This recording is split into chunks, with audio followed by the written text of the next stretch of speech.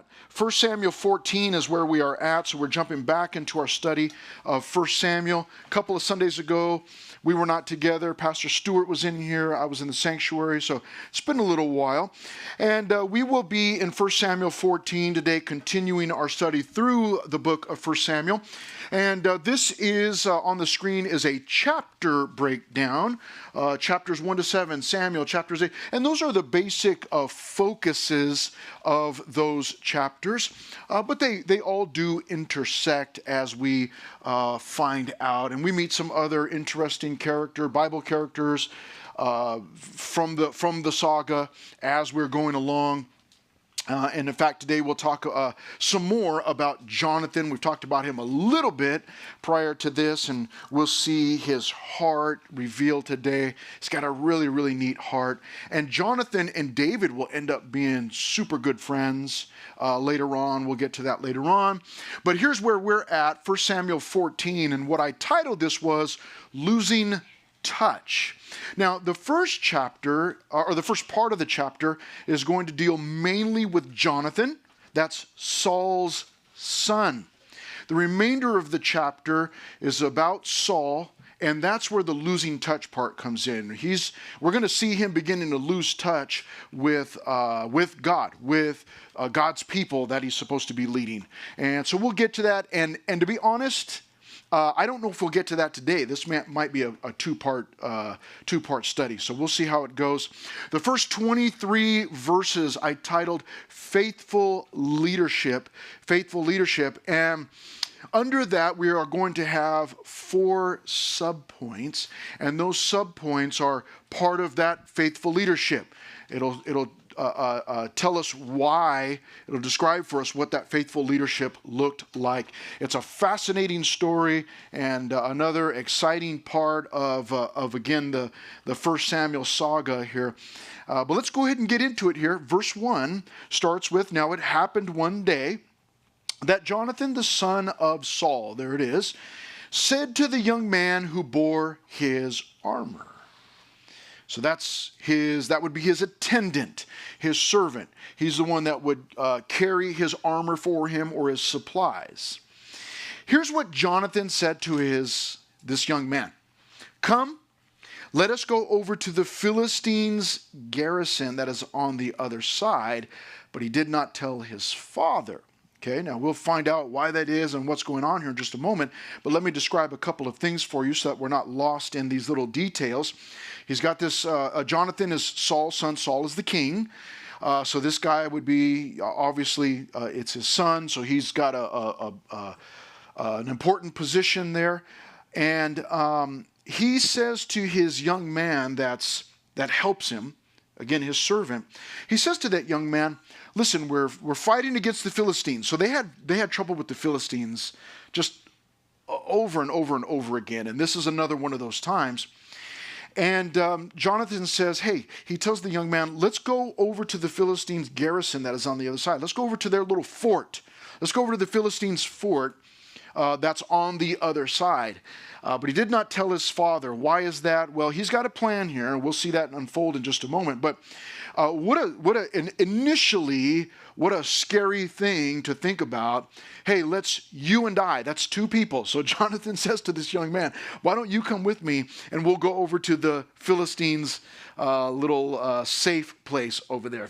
They were enemies, mortal enemies. I mean, they were killing one another. Okay, so what is going on?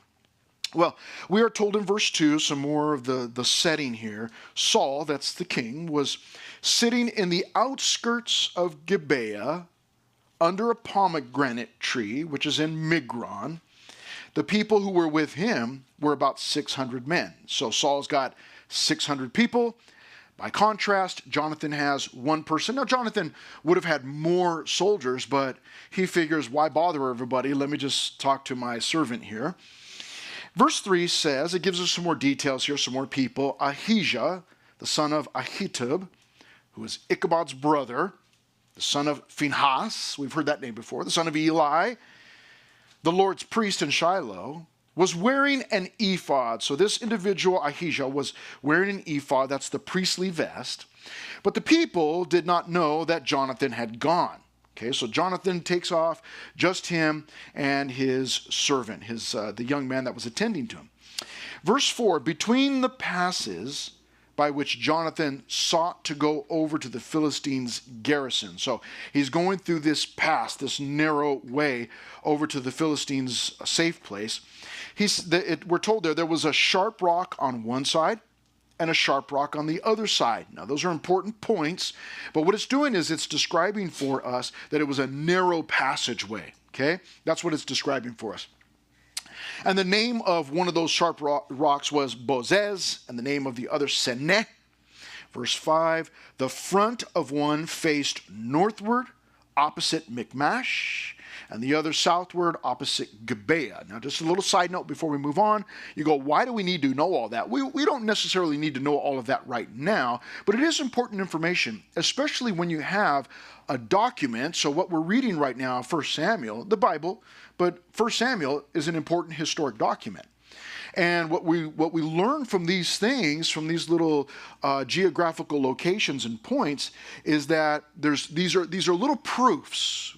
We could just call them little proofs that what the Bible is telling us is accurate as far as where this is taking place. So probably at the time of the writing, you could still go there and see these two things, and find out, what area this was. In fact, these things came into play much, much later in a different war, which that's a different story for a different time, but they were still there. So somebody could be reading the story and they go, oh, wait a minute, I know where that's at. I've been there. Yeah, Bozez and Seneh. Yeah, I've been to those places. I know what they're talking about. So you had a geographical location. It was one of the proofs that the document that we're reading is true, that it is correct. When we read historical documents, even today, one of the many things that we're looking for is geographical locations, and does that is that a real thing? The land of Mordor. Anybody know what the land of Mordor is? Yeah. Okay. Is that a real place? Well, no, it's in a book. It's a really cool story, really cool book. But if you go to look for that, but the author of Lord of the Rings was not, trying to write a historical document. He was writing a story, a saga, but not a historical document. Okay, so there's a difference there. Now, verse 6. Here's where the first of our subpoints comes in. Faithful leadership in Jonathan's case is, number one, characterized by a test. Now, you can call this a test or a test of faith. Okay, let's find out what he does. Verse 6. Then Jonathan said to the young man who bore his armor, who's helping him out. He says, come, let us go over to the garrison of these uncircumcised. Now, what in the world is that? Well, we know what circumcision is. So if someone has been circumcised, they're circumcised. If they haven't been circumcised, they would be called uncircumcised. Now, let me tell you why he calls them uncircumcised. It is because that term ended up becoming a slur, or like I had the word in my mind and now I can't remember, but it's basically it's a shot at people that are not Israelites. People that are not Israelites. People that are Israelites, they've been circumcised, the guys have been circumcised, and that's a sign of the covenant or the agreement, the relationship between them and God. Okay? So if they weren't circumcised, they were seen as not having a relationship with God. You've got no covenant, no agreement with God. And so it becomes this derogatory, that's the word I was looking for, derogatory term later on. Come, let us go over to these uncircumcised, these uncircumcised Philistines. And we'll see other people use it throughout the scriptures, throughout this saga. But it becomes this shot at them. Oh, they're uncircumcised. So he says, come, let us go over to the garrison of these uncircumcised. It may be, notice the language. It may be that the Lord will work for us. It might be. Maybe. He's not sure. You see, this is Jonathan saying, I'm not really sure what God's plan is. Which is a little bit, it's a little bit strange, but also a little bit comforting, and it's strangely comforting for you and I. Because this is a Bible character. This is the son of a king in the Bible. And yet, he's not sure what God wants to do. I mean, are there any times in your life when you're just not sure what God wants to do? Duh. Like all the time. I'm not sure what God wants to do. I'm not sure how he wants to move. There are some things that are very specific in the Bible. I know that he wants to save people. I know that he wants to do, there's certain things that I know that he wants to do. But those specifics about my life and where he wants to lead me, I'm not sure about those things yet.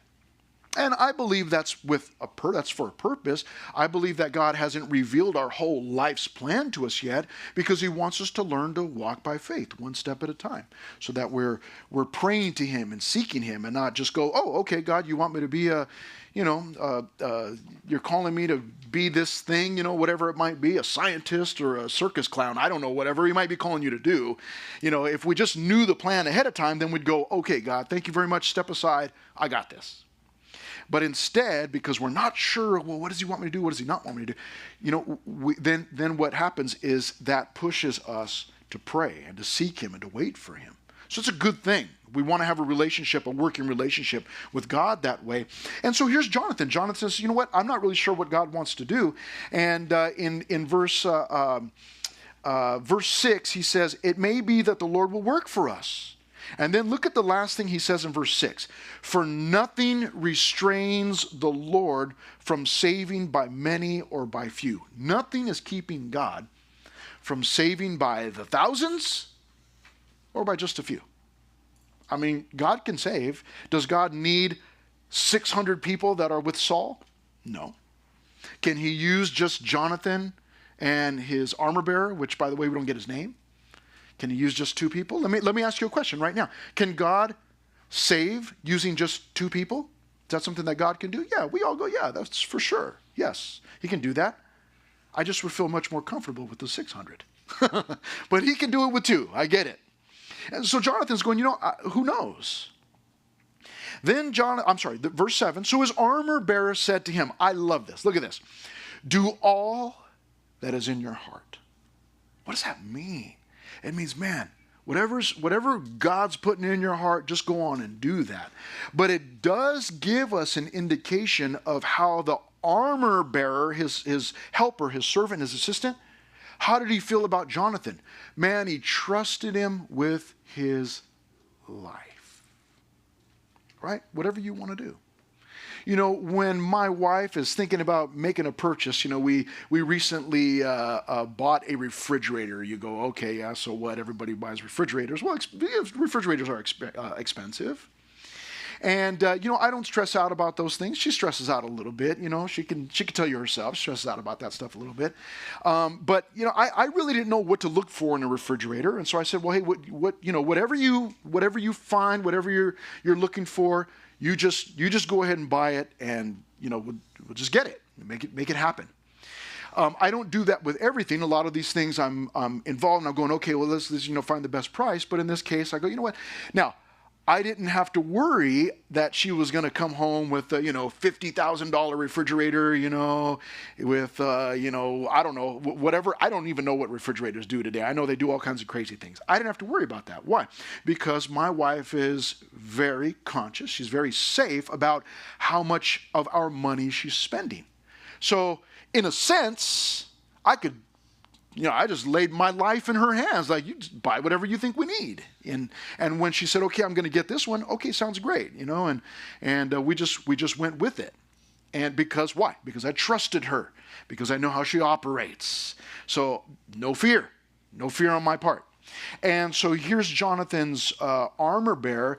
Jonathan said to the young man, his armor bearer said, do all that is in your heart. Do all, you know what? I trust you, Jonathan. You do whatever it is that's in your heart.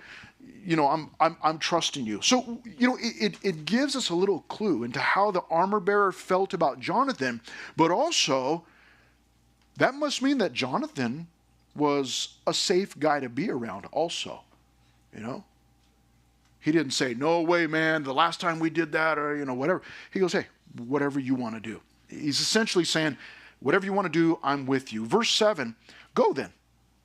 Here I am with you, according to your heart. Man.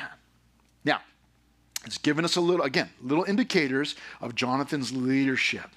And this guy just seems to be just spot on with his leadership. His armor bearer trusts him. I'm here with you. Do whatever's in your heart, do it. I'm safe with you. Verse 8, then Jonathan said, very well. Let us cross over to these men. Let's go over to these guys, to these Philistines. And we will show ourselves to them. Now check this out. Here's what he does. He goes, we'll go, just the two of us, and we will show ourselves to them. If they say this to us, wait until we come to you, then we will stand in our place and not go up to them. Verse 10, but if they say this, come up to us, then we will go up, for the Lord has delivered them into our hand, and this will be a sign to us. Now let me explain what's going on in case it's a little bit confusing. Jonathan takes this armor bearer, and he goes, okay, you're with me? I'm with you. Let's go. And he goes over to a certain area, and he shows himself. He goes, Jonathan's there, and him and his armor bearer waves his hands, or whatever he's got to do. He gets their attention. The Philistines see him. And Jonathan says, what we're going to do is we're going to let them see us. Now, if the Philistines say to us, wait right there, we've got something to show you, he says, then we'll know we're in trouble, and we're not going to go to the Philistines. He says, however, if the Philistines say, hey, come over here to us, then we'll know. Then we will know. That'll be our sign that God is with us, and he's going to do something incredible, and then we'll go on the attack. So this is a test of faith. Now, he is, in a sense, testing God. But there's a bad way to test God, and there's a good way to test God. And what Jonathan is doing is the good way to test God. He's saying, you know what? I'm not sure what God wants to do. He's not saying anything to my heart. He's not making anything clear. So let's just go see. We'll go see. And what he's doing is he's laying the choice before God. He's leaving the choice to God. He's saying, if they say this to us, then we'll know God's not in it. But if they say this to us, then we'll know that God is in it. So it's a test. And this is what we sometimes call a venture of faith or a step of faith, where we might say, you know what, I'm not really sure what God wants to do here. It seems like an opportunity, but I'm not really sure. So I'll tell you what, let's go ahead and take a step of faith, and we'll head in this direction and see if God begins to open the doors. And if God doesn't open the doors, or doesn't give us an opportunity, or shuts the doors, then that's okay. We'll just step back, and no big loss, and we'll just wait on the Lord. So what Jonathan is doing is he's testing to see what God wants to do. What does God want to do? Okay, and this is wonderful. It is an example of his faith, his own faith. So the armor bearer trusts God. Trusts Jonathan. Wait, whatever you want to do, whatever's in your heart. Well, Jonathan is essentially saying the same thing to God. He's saying, listen, I'm going to go show myself to the Philistines. If you want me to get killed, well, then you'll let me get killed. But if you don't, and so what he's saying to God is, I trust you, God. I'm going to put my life in your hands. I'm going to go up there and show myself to the Philistines, and then you can decide how you want us to proceed from there. So what happens? Verse 11. So both of them showed themselves to the garrison of the Philistines. And the Philistines said, look, the Hebrews are coming out of the holes where they have hidden. Now you may have forgotten, but because it's been 3 weeks since we were in 1 Samuel, but what we read last time was they were so scared of the Philistines that they split, and they were hiding in caves and in holes and in the bushes and anywhere that they could. They were hiding themselves. And so now the Philistines, they're looking up and they go, wait a minute, there's a couple of these Hebrews. They must be coming out of the holes in the ground. So, here they are, it's our time. Verse 12, then the men of the garrison, look what happens, called to Jonathan and his armor bearer and said, come up to us and we will show you something. Now, what did the Philistines want to show Jonathan and his armor bearer? Anybody have a clue? What did they want to show him? The end of their swords and spears is what they wanted to show. Come here, I got something to show you. What they were saying was, come up to us, and we're going to kill you. Okay? Now, remember the test that Jonathan had laid out. If they say, wait there, we'll come to you, then we know God's not in it. But if they say, come here to us, we're going to show you something, then we'll know. That'll be our sign that God is in it. And what did they say? Come here. We've got something to show you. So what does that mean? It means God's in it. God's saying, charge. But remember, how many are with Jonathan? How many people are with Jonathan? It's just the two of them, right? It's just him and his armor bearer. But here's where the second subpoint comes in. Another indicator. Let's see if we can get that. I'm having trouble there. Not sure what's going on, but maybe I can get some help. The second thing is trust in verses 12b down to verse 14. Jonathan said to his armor bearer, come up after me, for the Lord has delivered them into the hand of Israel.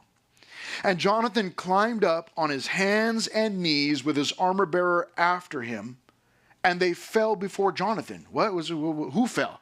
The Philistines did. So once Jonathan heard that, he goes, hey, God's with us. And what did he do? He trusted God, and he ran up to the Philistines, just him and his armor bearer. And what it means there in verse 13 is they fell before Jonathan. It means that as Jonathan was making his way through the Philistines, most likely what he's doing is he's got his spear or his sword and he's slashing at these guys. But then look what happens in verse 13. And they fell before Jonathan, and as he came after him, his armor bearer killed them. So Jonathan, as he's running, it seems like the Philistines are falling down before him. Now, whether they're falling down just supernaturally, God's knocking them down, or Jonathan is, slashing these guys as he's running through. They're not dead yet, but as he's running through the Philistines, they're dropping, and what's happening is the armor bearer is behind Jonathan, and he's killing these guys. He's finishing them off, either with a spear or a sword or whatever he's got. Club, we don't know, but he's killing these guys. And they're beginning to wipe everybody out. So in verse 14, that first slaughter, which Jonathan and his armor bearer made, was about 20 men within about half an acre of land. So within a small area, he runs through, and just the two of them killed 20 men. Now, let's move on to the next indicator of faithful leadership, and that would be a trembling. Let's read that in verse 15. And there was trembling in the camp, in the field, and among all the people. The garrison and the raiders also trembled. Not those raiders here in 1 Samuel. The garrison and the raiders also trembled, and the earth quaked, so that it was a very great trembling. So there are some natural things going on and some supernatural things going on here. Verse 15 gives us another indicator. It's another indicator of good leadership.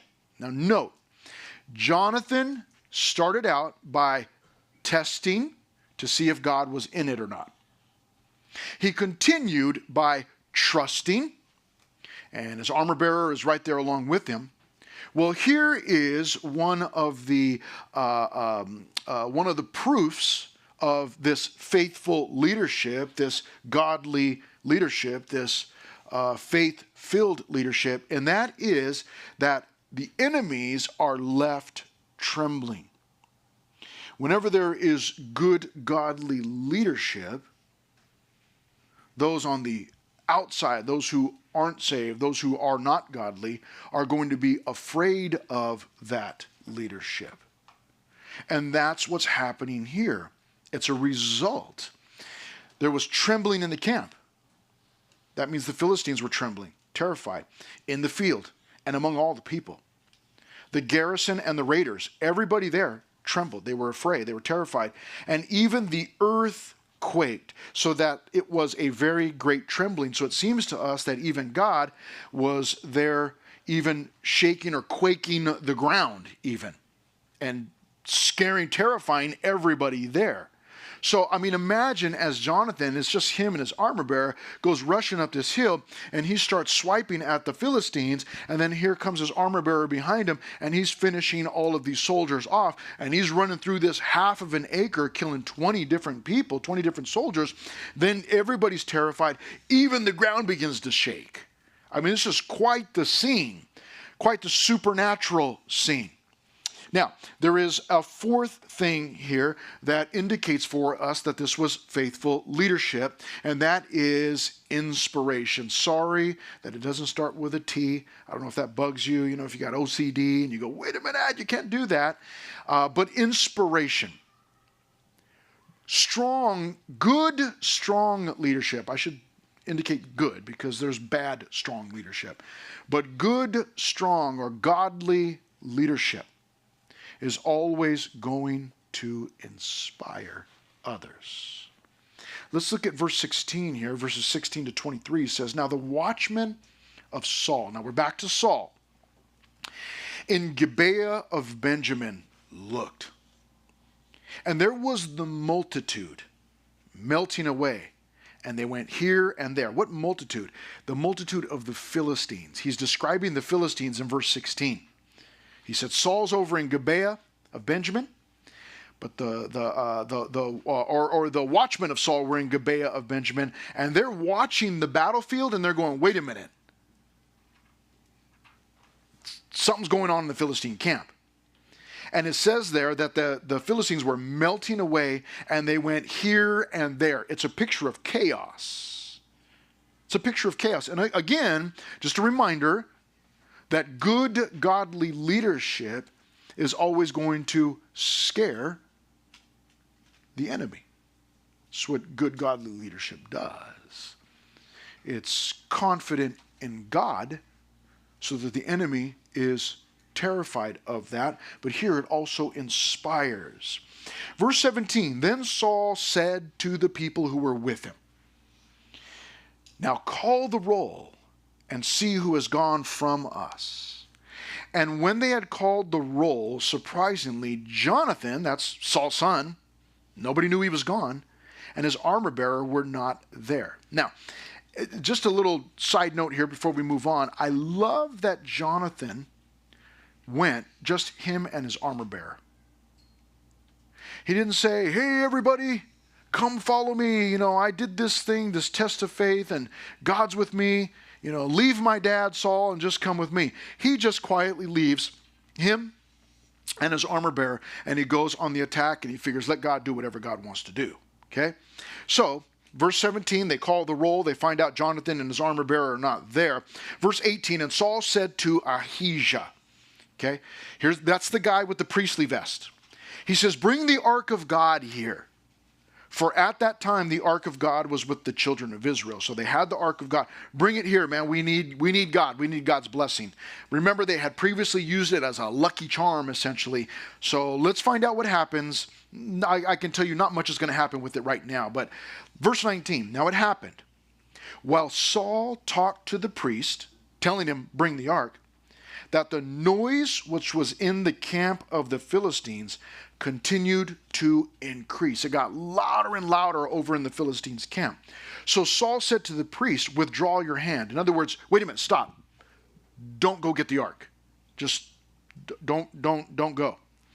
Then verse 20, then Saul and all the people who were with him assembled, and they went to the battle, and indeed every man's sword, every Philistine's sword, was against his neighbor, and there was very great confusion. So by this point, the Philistines are now killing one another because they're so confused. They were so terrified, the ground is shaking, everybody's running, there's no order within this military, and now they are killing each other, they're killing one another.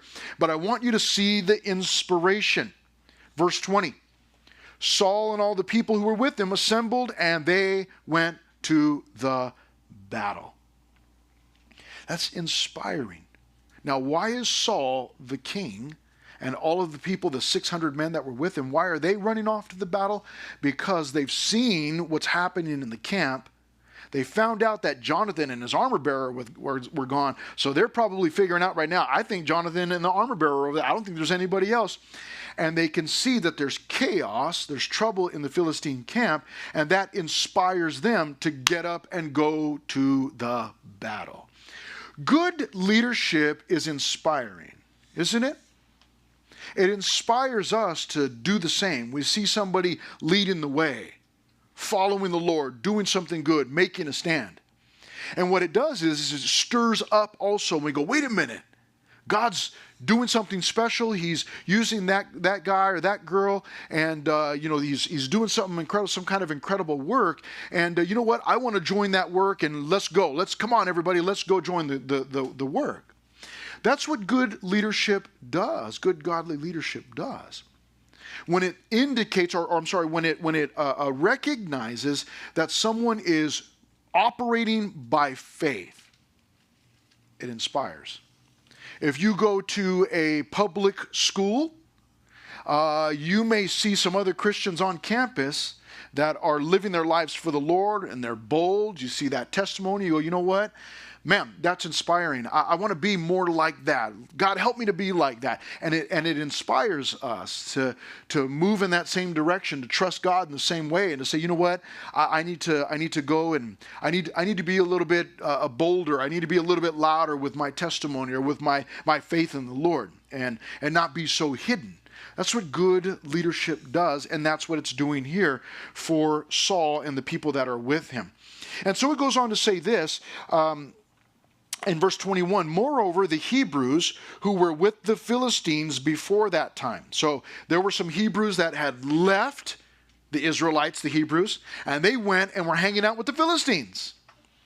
He says, moreover, the Hebrews who were with the Philistines before that time, who went up with them into the camp from the surrounding country, they also joined the Israelites who were with Saul and Jonathan. Likewise, all the men of Israel who had hidden in the mountains of Ephraim, when they heard that the Philistines fled, they also followed hard after them in battle.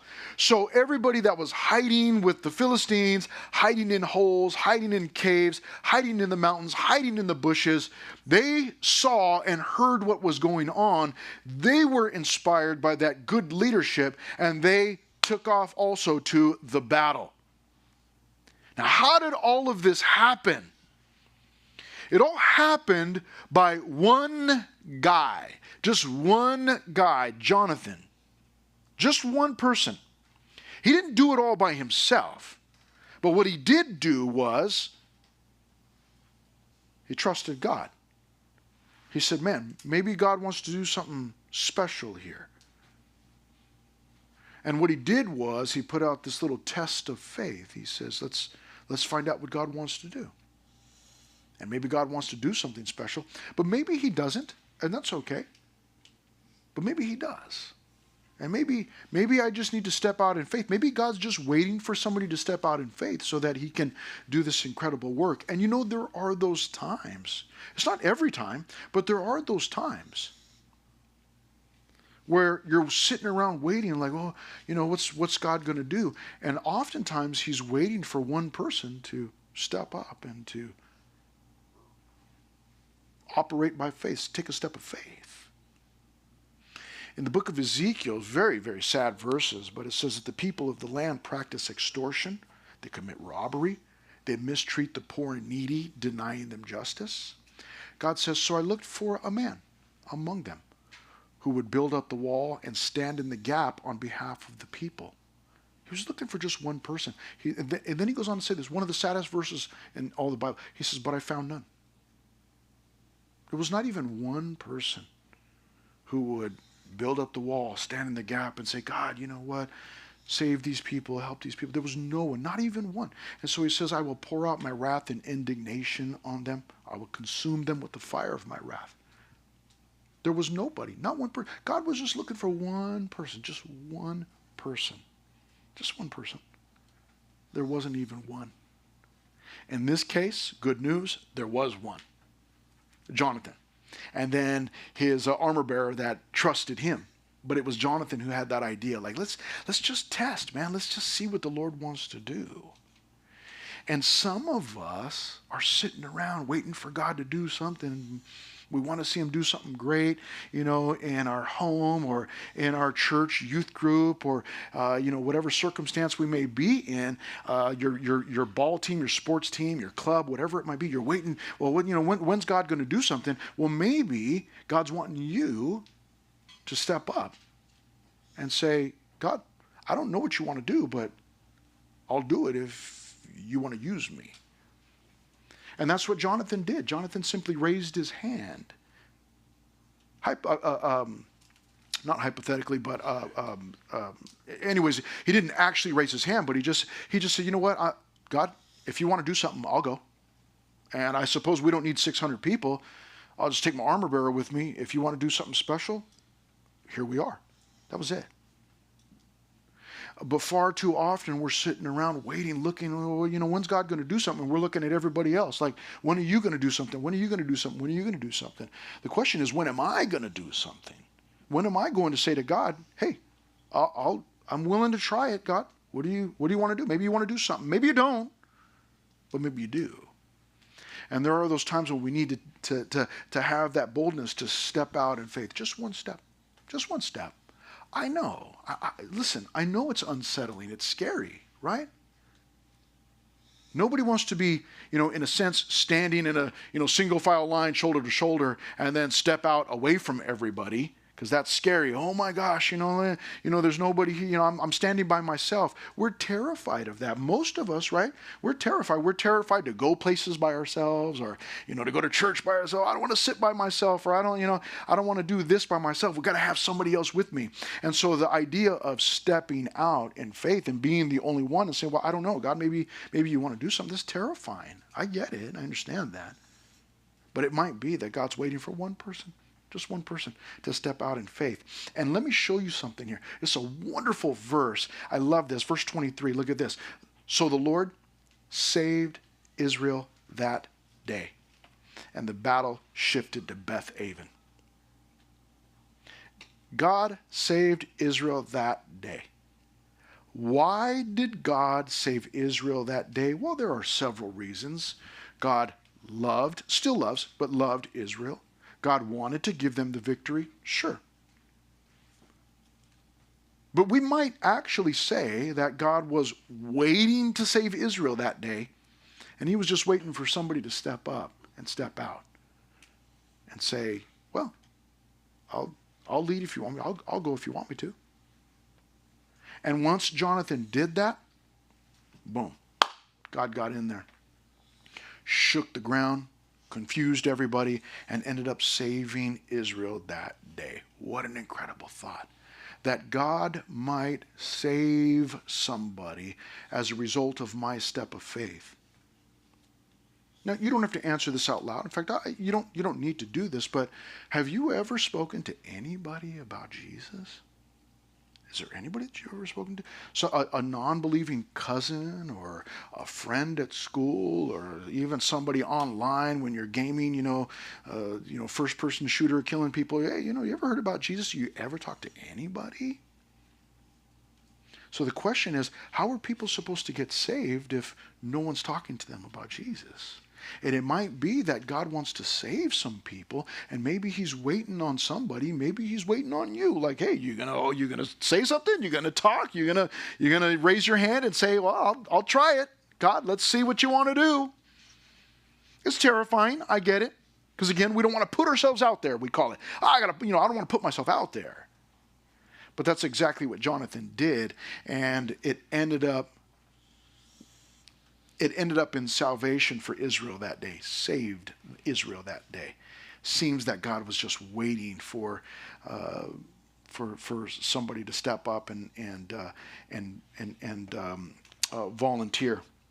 Now, I'll tell you what, we are not going to even attempt the second half because there's so much there, and I don't want to get halfway into it and then have to call it a day. I'd rather study verse 24 down to verse 46 all together and get that chunk of the story.